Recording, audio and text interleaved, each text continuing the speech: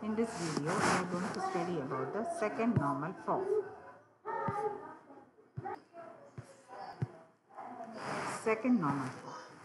So, in order to make a table to a second normal form, these two conditions must be satisfied.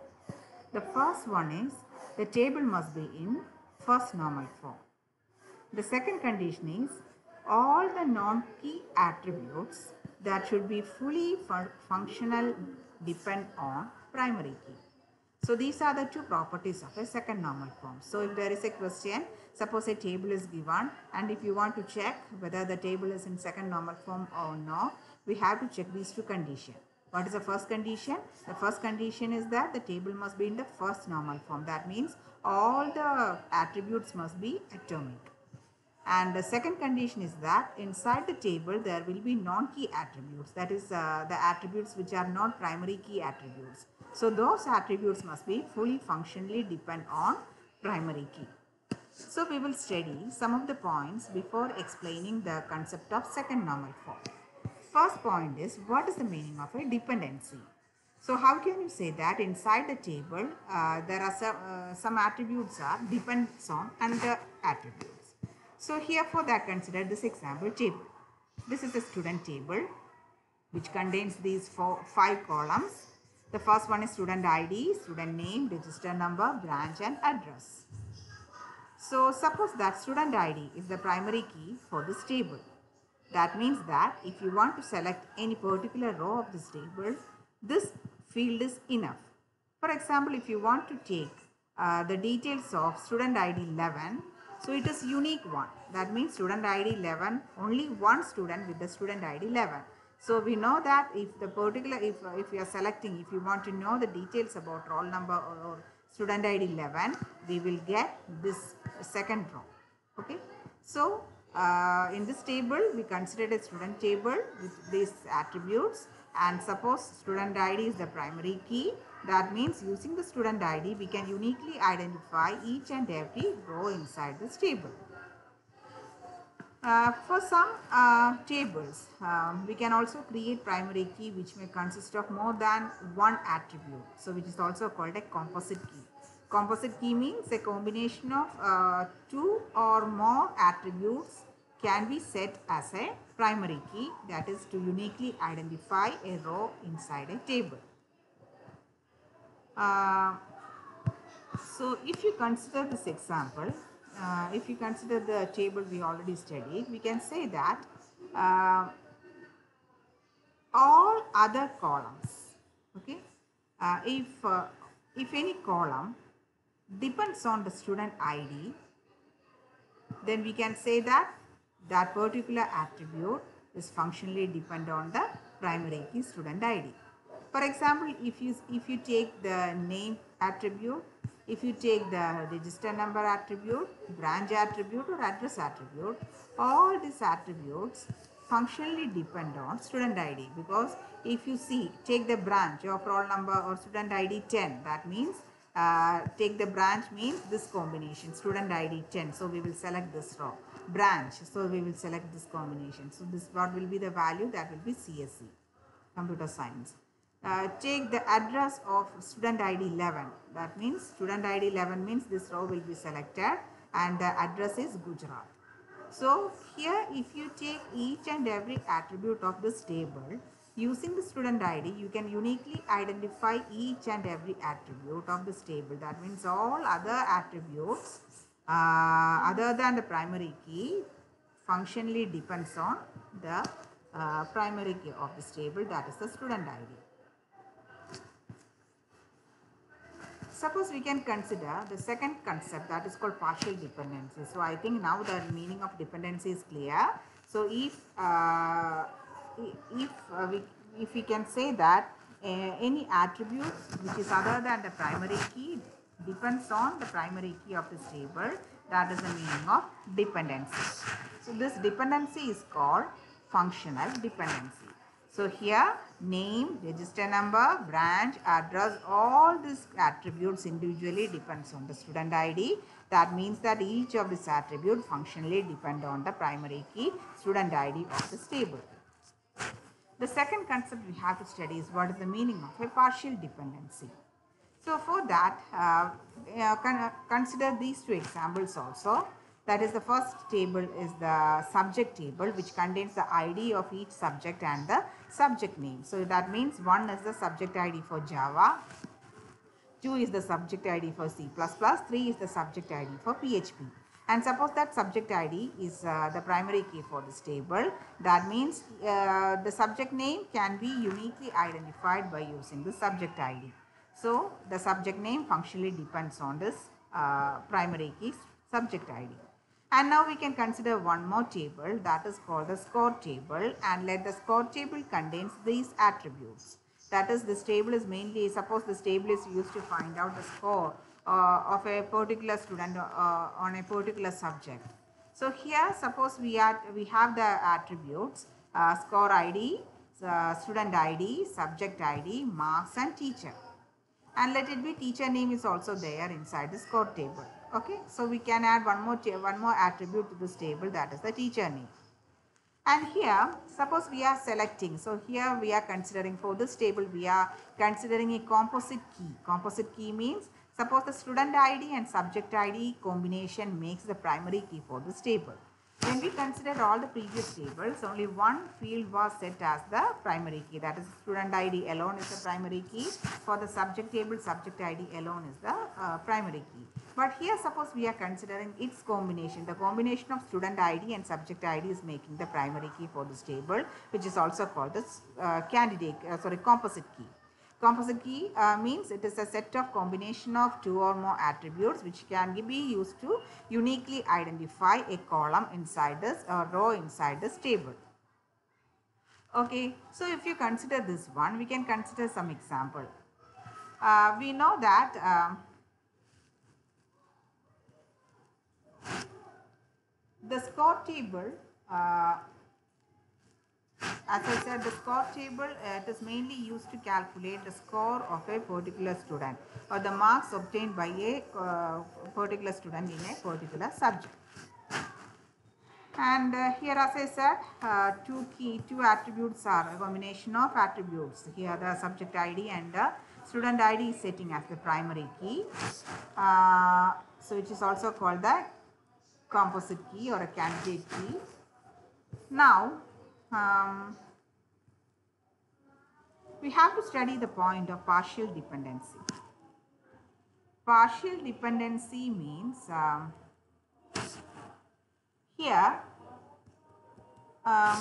suppose, as I said, one more attribute is there for this table, that is the teacher name. So we know that normally if we have a column called teacher name, the teacher name is normally selected based on the subject ID. That is, suppose we will say that a particular teacher is they are called maybe Java teacher. We will normally we will call a Java teacher using the subject ID. That is, which teacher is this subject ID 1 means it is the Java teacher, or maybe particular name. Subject ID 2 means that is the CPP teacher. Okay, then subject ID 1. So 1 we know that if the subject ID is 1, that is a Java teacher. So like that, based on using the subject ID alone, we can calculate this teacher. That is the name of the teacher. Okay, but if you consider this example, so we can say that the teacher name, it does not depend on the primary key, this composite key. It just depends on the subject ID alone. That means, suppose we consider this table, score table, which contains the ID of score, student ID, subject ID, marks and teacher.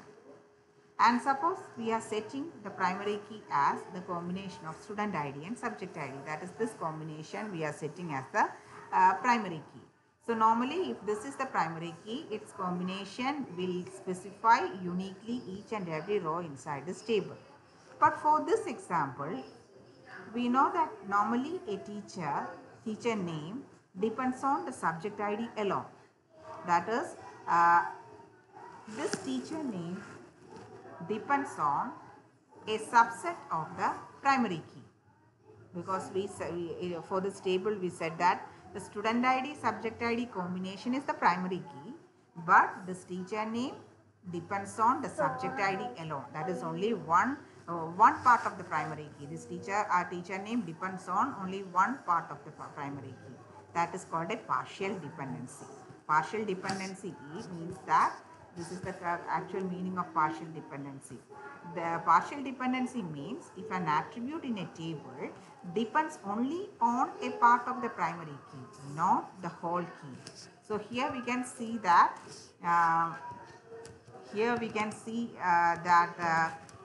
teacher name, that is if you are adding the teacher name depends on the subject ID alone. It does not depends on the student ID.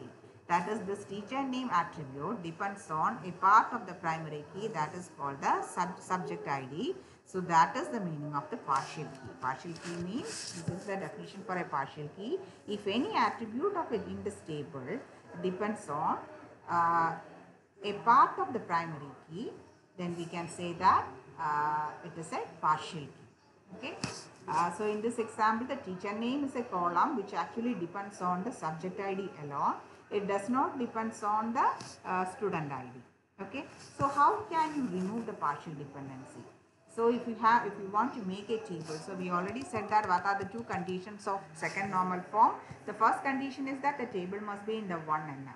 And the second condition is that all the non-key attributes means the attributes which are not a part of the primary key, that should be fully functionally depend on the primary key. That is, there is no partial dependency should exist. All the attributes should depends on the primary key only. No other dependencies are allowed.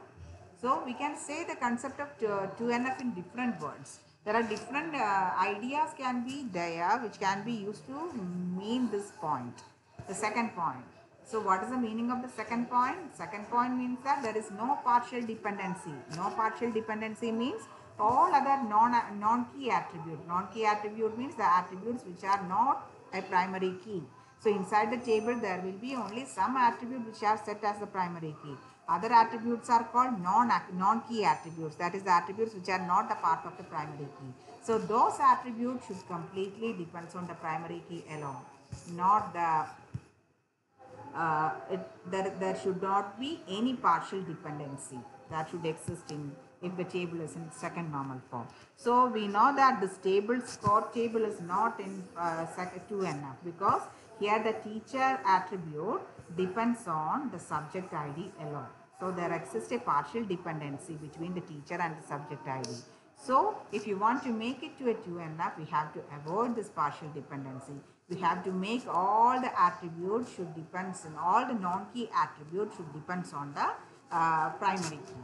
So what we will do here is, if you want to make this table, the score table into second normal form, if you want to make this table to second normal form, we have to split it.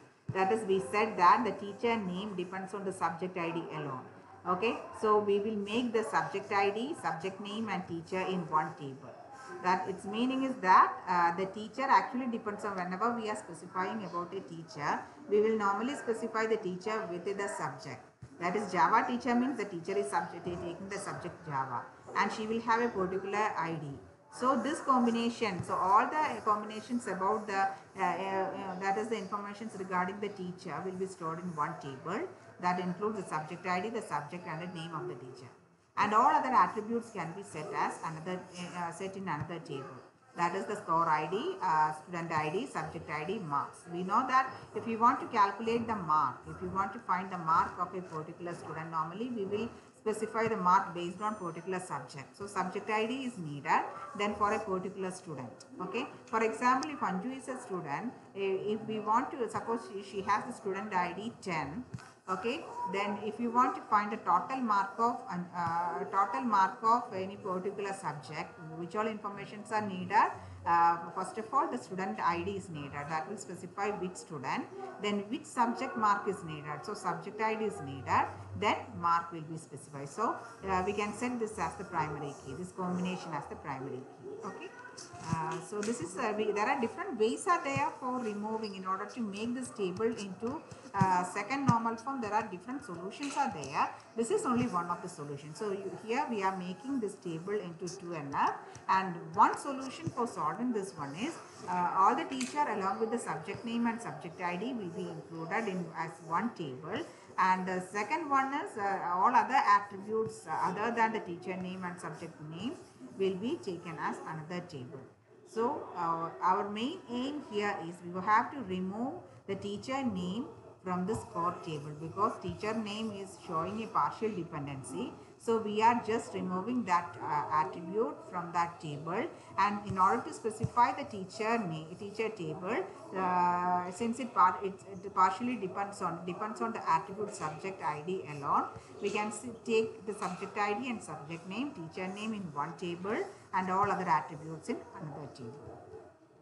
So these are some of the points we have to consider while we are dividing a table into 2NF. So if you want to make a table, suppose you have given a table and you want to make the table into 2NF, you have to consider these points. The first point is that for a table to be in second normal form, it should be in the first normal form, and it should have it should not have partial dependency. So we already explained this concept. We already have had that table, score table, and there exists a partial dependency inside that table. So if you want to make a table, we have to avoid into 2NF, we have to avoid the partial dependency. Then partial dependency exists when a composite primary key, any attribute in the table, depends only on a part of the primary key, not the complete primary key. So we already considered this example in which the teacher name, which was a non-primary key, it depends on the subject ID alone, not the combination of student ID and subject ID. So that is the meaning of partial dependency. Then how to remove the partial dependency? If you want to remove the partial dependency which exists in a table, we have to divide the table, remove that attribute which is partially which caused the partial dependency, and move it to some other table. Okay, then that is what we did. So these are the main points we have to consider in order to make the table into second normal form.